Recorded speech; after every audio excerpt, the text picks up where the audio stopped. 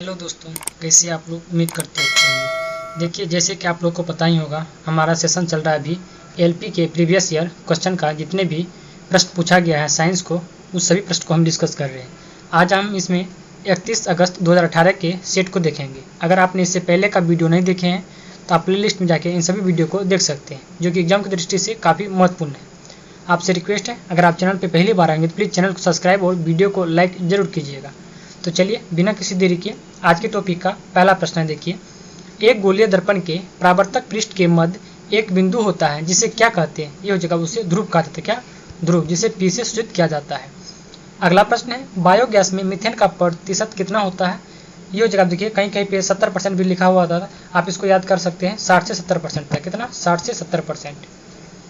अगला प्रश्न है, पृथ्वी की सतह पर गुरुत्वाकर्षण के कारण त्वरण का मान कितना होता है? ये हो जाएगा आपको 9.8 मीटर प्रति सेकेंड हो जाएगा। अगला प्रश्न है, पुष्प के मध्य में स्थित डैश मादा प्रजनन का भाग होता है? ये जो आपको अंडप। कौन हो जाएगा? अंडप हो जाएगा। अगला प्रश्न है, न्यूटन के अष्टकों के नियम में निम्न तत्वों में से कौन सा तत्व अंतिम तत्व था? यानी कि न्यूटन के अष्टकों में से अंतिम तत्व कौन था? ये जो आपको थोरियम हो जाएगा। अगला प्रश्न है, दोनों वस्तुओं के मध्य का बल हमेशा बराबर और विपरीत होता है। यह विचार न्यूटन के किस नियम से है? ये जो आपको न्यूटन गति के तीसरे नियम से। किससे? तीसरा नियम हो जाएगा। अगला प्रश्न है, मस्तिष्क का कौन सा हिस्सा श्वसन दर को नियंत्रित करता है? ये जो आपको मेडुला ऑब्लांगेटा हो जाएगा। यानी बिल्कुल करेक्ट हो जाएगा, मेडुला ऑब्लांगेटा। अगला है, देखिए 31 तारीख के सेकेंड शिफ्ट का प्रश्न है। यदि एक वस्तु का संवेग 3 गुना कर दिया जाए तो इसकी गतिज ऊर्जा क्या हो जाएगी? देखिए, ये जगह मूल का 9 गुना हो जाएगा, क्योंकि गतिज ऊर्जा का फॉर्मूला होता है आपको हाफ mv² हो जाएगा। यहाँ पे v को 3 गुना कर रहा है। देखिए, क्योंकि अगर v को 3 गुना कीजिएगा तो v जो हो जाएगा v का स्क्वायर, यानी 3v का स्क्वायर कीजिएगा तो 9v² हो जाएगा, यानी कितना हो जाएगा? 9 गुना हो जाएगा। अगला है, मादाओं में अंडाणु उत्पादन की प्रक्रिया को क्या कहते हैं? ये आपको अंडजनन। क्या कहते हैं? अंडजनन कहा जाता है। अगला प्रश्न है, एक ही अवधि में मौजूद आधुनिक आवधिक तालिका में तत्वों में से क्या समान होता है? ये जब सेलों की संख्या क्या होता है? सेलों की संख्या समान होता है। अगला है, देखिए एक कंडराज किससे बनाया जाता है? ये जब केवल कोलेजन फाइबर से। अगला प्रश्न है, हैलोजनों में उच्चतम इलेक्ट्रॉन बंधुता वाला तत्व कौन सा है? ये जब क्लोरीन हो जाएगा। कौन? क्लोरीन। ब्राउनियन गति की खोज किसने किया था? ये किया आपको रॉबर्ट ब्राउन ने। ब्राउनियन गति का खोज किसने किया था? रॉबर्ट ब्राउन ने किया था। अगला प्रश्न है, जब कई प्रतिरोध को डैश में जोड़े जाते हैं तो उसका संयुक्त प्रतिरोध उनमें से न्यूनतम प्रतिरोध होगा। देखिए, जब भी न्यूनतम का बात करेगा तो समांतर क्रम होगा, अधिकतम का बात करेगा तो श्रेणी क्रम हो जाएगा। अगला प्रश्न है, असंतुलित रासायनिक समीकरण को क्या कहा जाता है? ये आपको कंकाल रासायनिक समीकरण कहा जाता है। क्या? कंकाल रासायनिक समीकरण। अगला है, देखिए 31 अगस्त के थर्ड शिफ्ट का प्रश्न। देखिए, सभी प्रश्न काफी महत्वपूर्ण है, आपसे रिक्वेस्ट है वीडियो को पूरा जरूर देखिए। किसी अनुदैर्ध्य तरंग में लगातार 2 संपीड़न और लगातार 2 विरलीकरण प्रक्रिया के बीच की दूरी क्या कहते हैं? ये आपको तरंगदैर्ध्य कहते हैं। क्या कहते हैं? तरंगदैर्ध्य कहा जाता है। अगला प्रश्न है, आवेश की एसआई इकाई क्या है? ये जो आपको कूलम हो जाएगा। क्या? कूलम।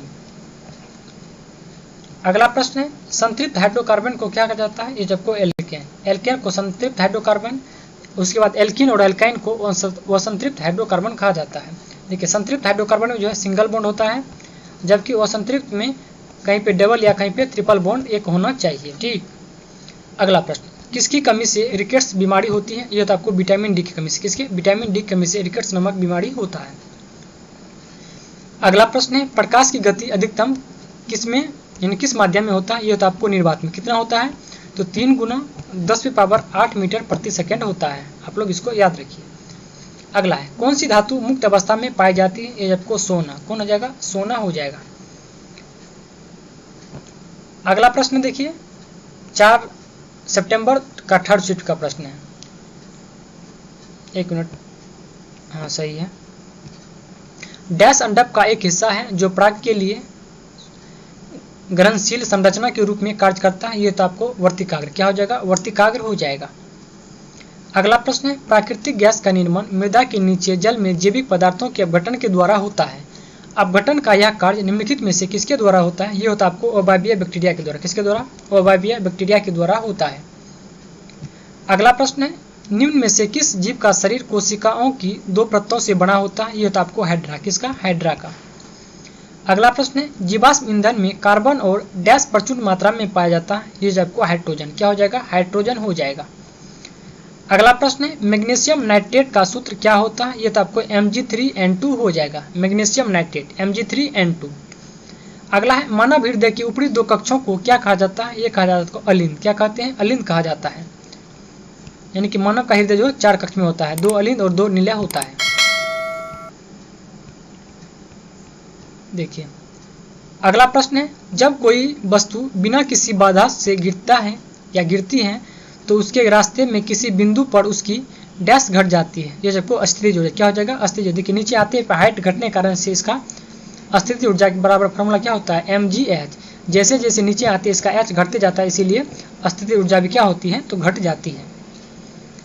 अगला प्रश्न है जिन तत्वों में संयोजी इलेक्ट्रॉन p उपकोष में प्रवेश कर जाते हैं उन्हें डैश के रूप में जाना जाता है। ये जब उसे p ब्लॉक। क्या कहते हैं? उसे p ब्लॉक के रूप में जाना जाता है। अगला प्रश्न है मानव कोशिकाओं में लिंग गुणसूत्र के कितने युग्म उपस्थित होते हैं? ये जब आपको एक कितना? 1 होता है। अगला प्रश्न है ZnCl2 की आणविक द्रव्यमान इकाई क्या है? देखिए जिंक का हो जाएगा, इसको आप निकाल लीजिएगा, इसका हो जाएगा आपको 137 U हो जाएगा। देखिए अगला है देखिए ग्रुप डी का। इसके लास्ट वीडियो में हम इसमें भी थोड़ा देख लेते हैं इसका एक टॉपिक।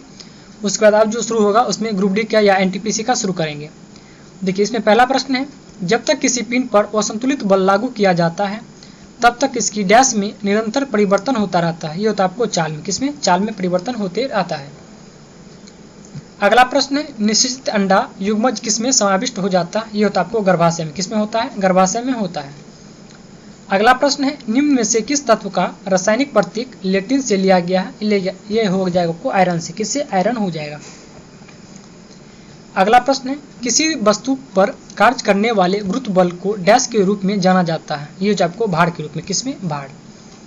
अगला प्रश्न है जब कोई वस्तु वृत्तीय पथ पर गति करती है तो घूर्णन करती हुई वस्तु पर केंद्र की ओर लगने वाला बल क्या कहलाता है?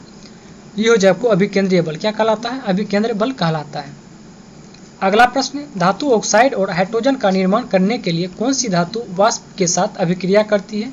ये करता है आपको एल्युमिनियम। कौन करता है? एल्युमिनियम करते हैं भाप के साथ अभिक्रिया। अगला प्रश्न है ठोस, द्रव और गैस तीनों रूप में पाया जाता है कौन? ये हो जाए आपको जल। ठोस के रूप में बर्फ हो जाएगा, पानी तो द्रव है ही, जब वाष्प बनेगा तो गैस भी हो जाएगा। अगला है निम्न में से कौन सा जंतु गर्म रक्त वाला है? ये जब आपको कबूतर हो जाएगा। कौन? कबूतर। अगला प्रश्न आधुनिक आवर्त सारणी में कौन से समूह से तत्वों के बाहरी कोष पूर्ण होते हैं? ये जब 18वें तत्व ओकरिया गैस का समूह सभी पूर्ण होते हैं। अगला प्रश्न है पृथ्वी का द्रव्यमान लगभग कितना होता है? ये होता है आपको 6 × 10⁻23 kg हो जाएगा। अगला प्रश्न है निम्न में से कौन सा जानवर प्राध्वनि उत्पन्न करता है? ये होता है आपको पोर्पोइसेस। क्या हो जाएगा? पोर्पोइसेस हो जाएगा। अगला प्रश्न देखिए किस माध्यम में ध्वनि की गति सर्वाधिक होता है? देखिए इसका आंसर हो जाएगा आपको यानी कि ठोस माध्यम में। किसमें होता है? ठोस में होता है। अगला प्रश्न है एक सुचालक का प्रतिरोध निम्न में से किस कारक पर निर्भर नहीं करता है? देखिए दाब पर नहीं करता। किस पर? दाब पर। अगला प्रश्न है धोवन सोडा के एक अणु में पानी के कितने अणु उपस्थित होते हैं? ये हो जाए आपको 10 अणु। कितने? 10। देखिए उम्मीद करते हैं वीडियो आपको पसंद आएंगे। इसके बाद जो है मिलते हैं हम आपसे अगले वीडियो में। अगर आपसे रिक्वेस्ट है अगर वीडियो अच्छा लगे तो प्लीज़ आप वीडियो को लाइक और शेयर जरूर कीजिएगा। मिलते हैं अगले वीडियो में, तब तक के लिए धन्यवाद।